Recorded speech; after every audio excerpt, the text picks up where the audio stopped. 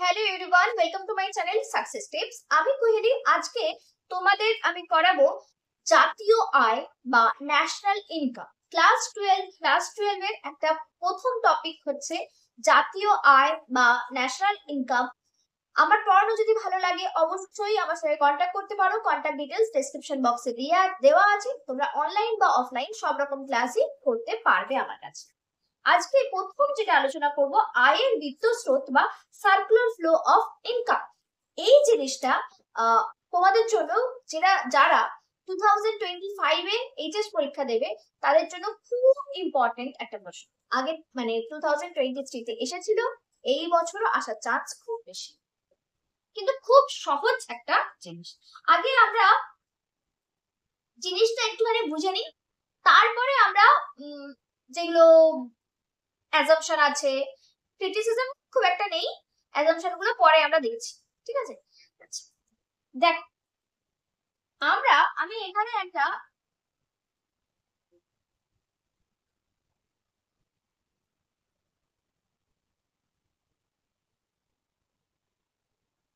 থেকে গেছে বাড়িটা, একদিকে মাথা ইয়ে হয়ে গেছে না।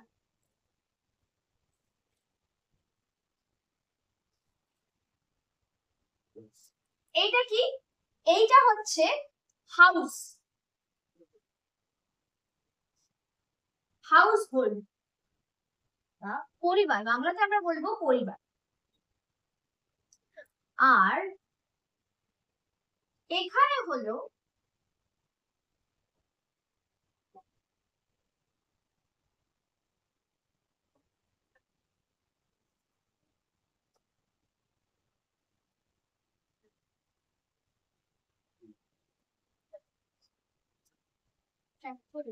ফ্যাক্টরি বা ফার্ম, বাংলাতে এটাকে ফার্ম বলবো, ঠিক আছে? ফ্যাক্টরি বা ফার্ম। এবার একটা পরিবার বা হাউস হোল্ড, হাউসে কারা থাকে? আমরা থাকি, আমরা মানুষ যারা আছি তারা থাকি। আর ফার্মে কারা থাকে? আমরাই থাকি। দুই জায়গাতেই আমরা থাকি। কিরকম ভাবে? এখানে আমরা ঘুমোতে আসি, থাকতে আসি, আর এখানে কাজ করতে যাই। এই হাউস হোল্ড মানে আমরা কিন্তু সব, একটা দেশের যত বাড়ি আছে সব বাড়িতেই নেব। আর এই ফার্ম মানে একটা দেশের যত ফার্ম আছে সব ফার্মকেই নেব, ঠিক আছে? এবার আমাদের প্রোডাকশন করার জন্য চারটে জিনিস লাগে। কি কি? ল্যান্ড, লেবার, ক্যাপিটাল আর অর্গানাইজেশন বা এন্টারপ্রেনিউরশিপ, তাই তো? এবার এই যে ধরো ল্যান্ডটা কার হবে? কোনো এক, ধরো আমার আমার একটা ল্যান্ড আছে, আমি তো হাউস হোল্ডের একটা লোক, যার কিনা ল্যান্ড আছে, সে কোনো একটা ফার্মকে কি করছে? রেন্টে দিচ্ছে। বা আমি একজন লেবার, আমি ফার্মে গিয়ে কাজ করছি। আবার ধরো আমার টাকা আছে, আমার টাকাটা আমি কি করছি? ক্যাপিটাল হিসেবে কোনো ফার্মকে দিতে পারি। আবার অর্গানাইজেশন যে তৈরি করে সেও তো একটা হাউস হোল্ডেরই লোক, তাই তো? তো এখান থেকে আমাদের কি কি যাচ্ছে এদিকে? ফ্যাক্টরস অফ প্রোডাকশন,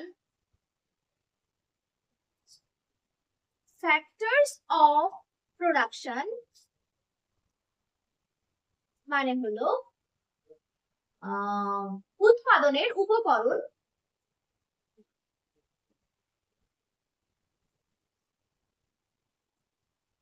কি কি?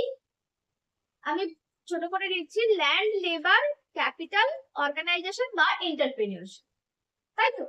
জমি, শ্রম, মূলধন, সংগঠন। বুঝতে অসুবিধা নেই?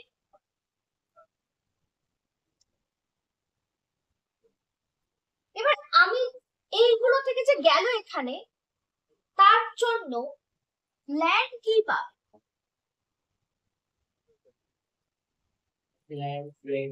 আচ্ছা, এই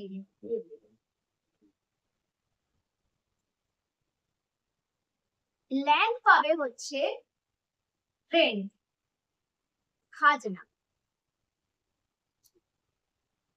একজন লেবার কি পাবে? ওয়েজ মানে হলো মজুরি। ক্যাপিটাল কি পাবে? ইন্টারেস্ট। আমি শুধু ইন্ট লিখলাম, জায়গা নেই বলি, ঠিক আছে? সুদ। আর অর্গানাইজেশন কি পাবে?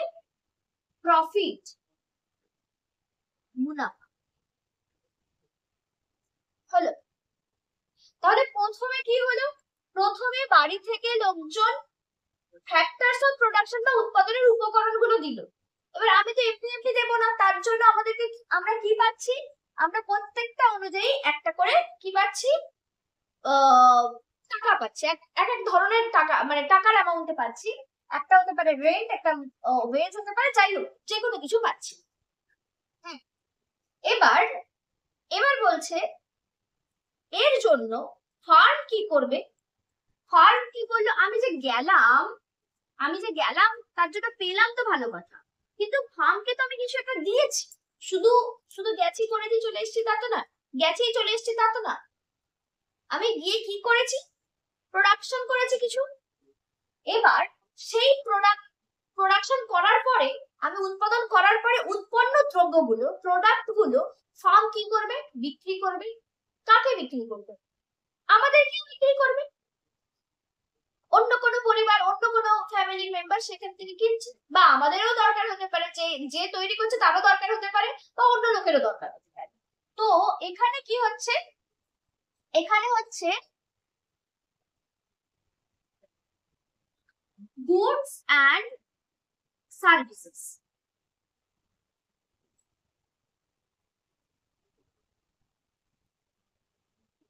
উৎপন্ন দ্রব্য সামগ্রী,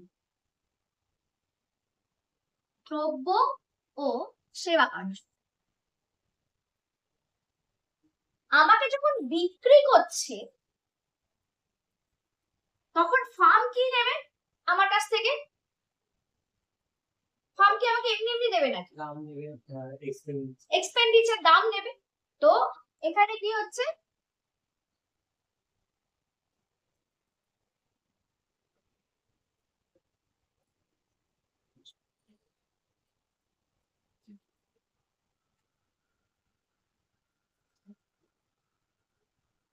এক্সপেন্ডিচার কি লিখেছো? Expenditure of buying the product না কি লিখেছে? Consumption expense. Consumption expenditure, consumption expenditure এটাই।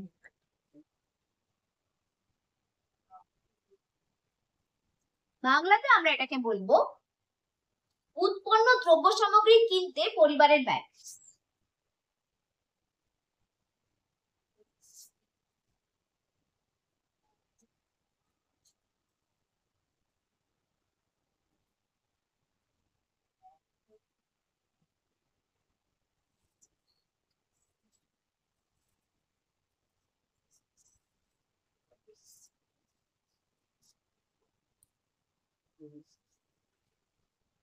আচ্ছা, লেখাটা হয়ে গেল।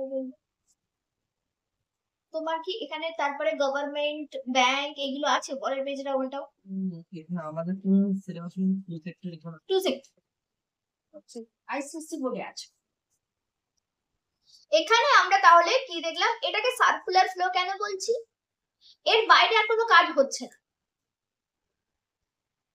এই বাড়ির লোকের ইনকাম হচ্ছে ফার্মে গিয়ে যে টাকা রোজগার করছে, আবার এই বাড়ির লোকগুলো খরচা করছে এই ফার্মের জন্য। কোনো এক্সট্রা কোনো ইনকাম না ফার্মের আছে, না হাউস হোল্ডের আছে। আর যেই টাকাটা আবার কি হচ্ছে, কেউ টাকা জমিয়েও রেখে দিচ্ছে না, এখান থেকে টাকা এখানে যাচ্ছে আবার ঘুরে আসছে। এরা প্রথমে নিচ্ছে ফ্যাক্টরস অফ প্রোডাকশন, তার জন্য ইনকাম হচ্ছে, আবার সেই ইনকাম নিয়ে কি করছে, এখান থেকে কমোডিটি বা গুডস কিনছে, সেই জন্য টাকা দিয়ে দিচ্ছে। আবার এই টাকাটা নিয়েই ও কি করছে, এই রেন্ট, ওয়েজ, ইন্টারেস্ট এগুলো দিচ্ছে। এরকম ভাবে এটা কি হচ্ছে, তার মানে এটা সার্কুলার ওয়েতেই চলতেই থাকছে, আর কোনো চেঞ্জ আসছে না। তো এটাকে আমরা বলছি সার্কুলার ফ্লো। এবার যেহেতু গোল গোল করে ঘুরছে, তাই এটাকে সার্কুলার ফ্লো বলছি। এবার এখানে আমরা বলতে পারি যে এই যে বাড়ি বা হাউস হোল্ড, আর এখানে এই যে ফার্ম, এই দুটো কিন্তু কোনো আলাদা কনসেপ্ট কেন বলছি, এখানে যারা আছে তারাই এখানে আছে, তারাই যাচ্ছে ওখানে, আবার এখানের লোকগুলো এখানে থাকছে। তার মানে একটা কনসেপ্টই আমরা দুটো পার্টে ভাগ করে বোঝার চেষ্টা করেছি, এটা একটা। আর একটা হলো এইটা যখন আমরা ধরছি তখন কোন একটা টাইমকে ধরে নিতে হবে। ধরো 1 ইয়ার, 1 ইয়ারে কতটা ফ্লো হচ্ছে, কতটা যাচ্ছে আসছে, সেটাকে আমরা হিসাব করতে পারি। এবার আমরা আসছি কয়েকটা অ্যাজাম্পশন। অ্যাজাম্পশন গুলো আগেই বলা উচিত ছিল, কিন্তু আমি একটু অন্যরকম, মানে আবার অ্যাজাম্পশন দিয়ে ঘ্যান ঘ্যান করে শুরু করার থেকে আমি একটু চাইছিলাম প্রথমে একটু সহজ জিনিস বুঝে নিয়ে তারপরে অ্যাজাম্পশন। অ্যাজাম্পশনও খুব একটা কঠিন। অ্যাজাম্পশনে বলছে যে আমরা এখানে কতগুলো সেক্টর ধরেছি, টু টু সেক্টর না কি বলেছে, circular flow filter sector two sector, হ্যাঁ টু সেক্টর। টু সেক্টরস মানে দুটি দুটি শ্রেণী, দুটি দুটি শ্রেণী কি কি, দুটি শ্রেণী, একটা হচ্ছে হাউস হোল্ড, আর একটা কি ফার্মস। বাংলাতে বললে আমরা এটাকে কি বলবো, এটা হচ্ছে পরিবার, আর একটা হলো ফার্ম। এবার তোমাদের নেই, আগে সিবিএসসি তেও ছিল আর আইসিএসসি তেও আছে, এখন আইসিএসসি এখনো আছে। সেটা হচ্ছে যে এর পরেও কি কি সেক্টর ঢুকতে পারে, গভর্নমেন্ট সেক্টর ঢুকতে পারে, গভর্নমেন্ট আলাদা করে ঢুকতে পারে, ব্যাংকিং সেক্টর আলাদা করে ঢুকতে পারে, ফরেন মার্কেট আলাদা করে ঢুকতে পারে, অনেক কিছুই আলাদা করে ঢুকতে পারে, সেইগুলোকে আমরা আপাতত ধরছি না, ঠিক আছে। 2 নম্বর হলো এইগুলো হচ্ছে অ্যাজাম্পশন, সেইগুলোকে আমরা নিচ্ছি না, শুধু টু সেক্টরকে নেওয়ার জন্য এইটা একটা অনুমান ধরে নিচ্ছি। তারপরে বলছে আমাদের দেশে, ধরো আমাদের দেশে কোনো একটা জিনিস একেবারেই পাওয়া যায় না, ধরো মোবাইল ফোন পাওয়া যায় যদিও আমাদের দেশে, কিন্তু সব ফোন কি আমাদের দেশে পাওয়া যায় না। তো আমরা কি ফোন ব্যবহার করছি না, করছি তো। কোথা থেকে পাচ্ছি, বিদেশ থেকে পাচ্ছি, বিদেশ থেকে পাচ্ছি, ফরেন কান্ট্রি থেকে পাচ্ছি। সেইটাকেও আমরা কি করবো, ইগনোর করবো, আমরা ধরে নেব যা প্রোডাকশন হচ্ছে পুরো প্রোডাকশনই এই ফার্মে তৈরি হচ্ছে। একটা ফার্ম কিন্তু নয়, এখানে ফার্ম, এই একটা ফার্ম এঁকেছি ঠিকই, কিন্তু এই ফার্ম মানে পুরো ফার্ম সেক্টরটাকে আঁকার চেষ্টা করেছি, ঠিক আছে। অল প্রোডাকশন অল প্রোডাকশন আর ডান বাই দ্য ফার্ম, ঠিক আছে। তো তোমার বইতে এটা লিখেছে কি, এই অ্যাজাম্পশন গুলো আলাদা করে লিখেছে, অ্যাজাম্পশন তুমি লেখো অ্যাজাম্পশন বলে, অ্যাজাম্পশন দিবে দিবে, দেখো দেখো এই বইটা দেখো, অল ইন ওয়ানে দেখো। in order to make an analysis, it will reflect some assumption. ঠিকই আছে, বলো two sectors. This is there are only two sectors in the economy. Household sector supplies factor services only to farms and farms hires factor services only from household. কি বলছে,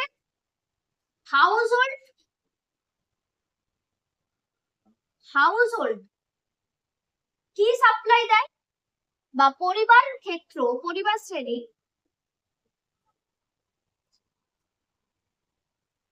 কি দেয়, factors of production দেয়। কি দিচ্ছে, factors of production, of P লিখেছি, তোমরা বাংলা আমার জায়গা নেই বলে আমি ছোট করে লিখলাম।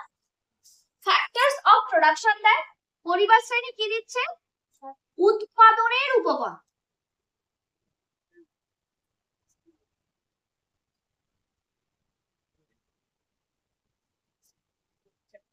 আচ্ছা আমি এখানে লিখছি বলে তোমরাও কি এখানে লিখছো, তোমরা কিন্তু নিচে লিখতে পারো, ওই দেখো ওর পাশে লিখছি, তুমি নিচে লিখতে পারো, আমার এখানটা নিচে লিখলে ওরা দেখতে পাবে না বা কিছু, ওই জন্য আমি এদিকে লিখছিলাম।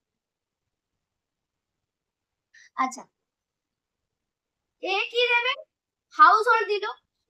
এবার ফার্ম কি দেবে, ফার্মস কি দেবে, গুডস এন্ড সার্ভিসেস।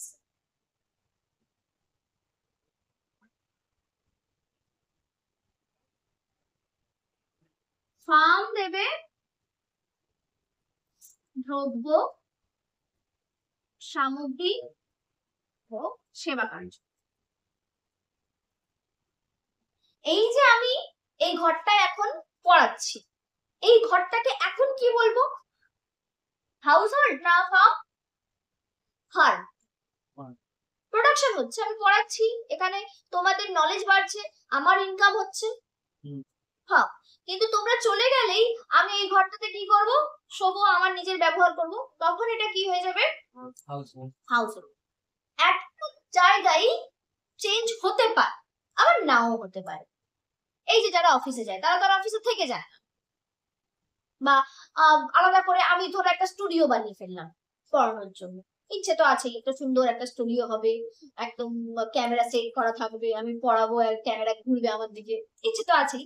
তো সেই রকম যখন হবে তখন কি আমি ওই রুমে ঘুমোতে যাবো? কাজ করবো, চলে আসবো, ঘুমানোর জন্য আলাদা রুম থাকবে, তখন সেটা একেবারেই ফাঁক হয়ে যাবে। তো এখন আমার সেরকম সুযোগ নেই, তাই জন্য একটা ঘরেই আমাকে সবকিছু করতে হচ্ছে।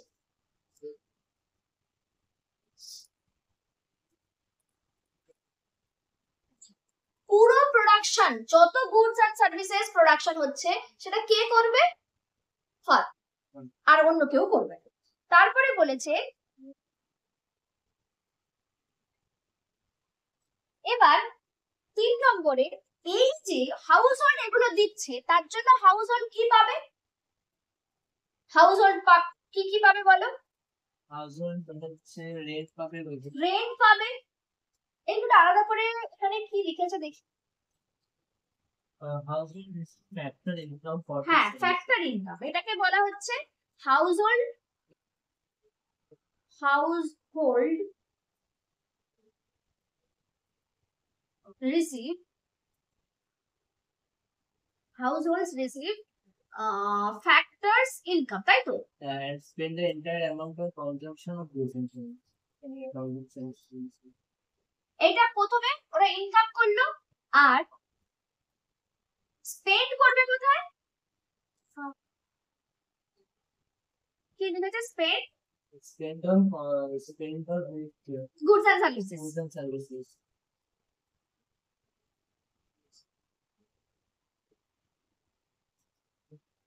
এই তোমরা কি এখনো দেখতে পাচ্ছ না লিখতে অসুবিধা হচ্ছে? ছোট ছোট লেখা হয়ে যাচ্ছে।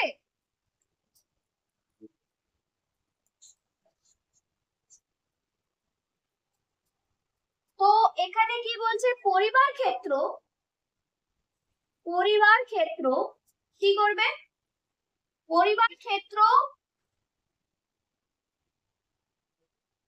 উপকরণের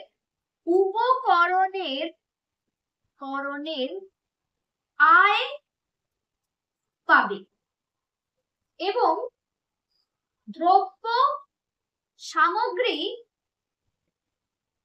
কেনার জন্য খরচ করবে। কোথায় আয় করবে আর কি খরচ করবে সেটাও আমরা বলে দিই।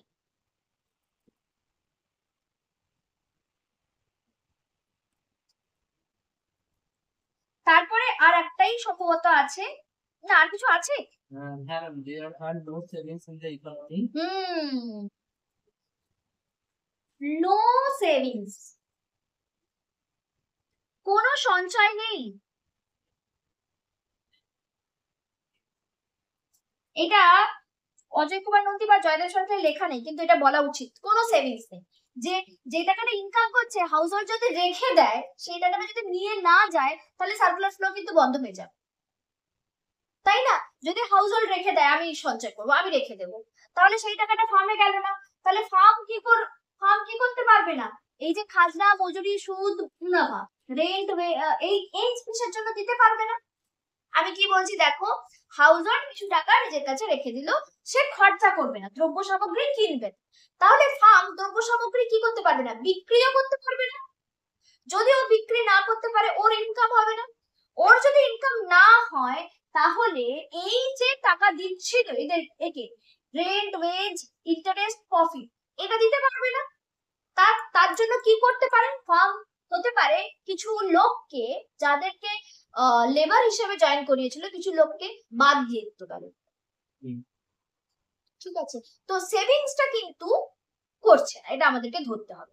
আর একটা ব্যাপার তোমাদেরকে বলি, আমরা আমরা মনে করি না যে সেভিংস করা খুব ভালো। হ্যাঁ, সেভিংস করা তো কিছু তো ভালো নিশ্চয়ই, আমাদের সেভিংস রাখতেই হবে, না হলে চলবে কি করে? পরবর্তী সময় আমার যদি কোনো অসুবিধা হয় তখন আমাদের কে দেখবে? সেভিংস করা ভালো, কিন্তু আমরা এতটা সেভিংস করব না যাতে সবাই প্রবলেমে পড়ে যায়।